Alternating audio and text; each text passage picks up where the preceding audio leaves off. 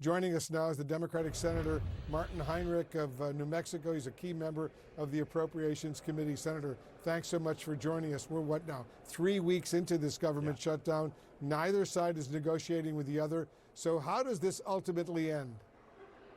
You know, I think the House of Representatives needs to come back to Washington, D.C., and we need to get the principals in the room with the president and cut a deal. We need to make sure people can afford their health insurance, and we need to reopen the government. I know you and other Democrats want to address the Affordable Care Act subsidies set to expire at the end of the year. But why not vote to fund the government, at least now, and then negotiate on the subsidies when the government is now open? That's kind of a Lucy in the football moment. If we do that, we will never get there. They will not raise these tax credits. And if we can afford a $3.4 trillion tax cut for people like Elon Musk, we can sure as hell afford to keep these credits in place that the working class in this country absolutely relies on. I have constituents who cannot afford $300, $400, $500, $700 more a month.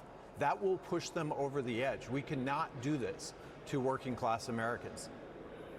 As you know, Senator, these health care subsidies, which are so important, are expiring at the end of this year because that's when Democrats controlled Congress and passed the Inflation Reduction Act. It included that specific expiration date. Democrats were also the key architects of Obamacare. Is this a crisis of your party's own making right now? No, it's a crisis because the current leadership in Congress is not willing to step up and take care of working people. It's that simple. Like, we can afford this. This is a lot less money than what the president just gave to the country of Argentina, one of our competitors, especially with respect to farmers in this country. This is very doable. And, you know, these are red voters too. It really doesn't make sense to me why we don't just get in a room and figure this out. It's not that expensive.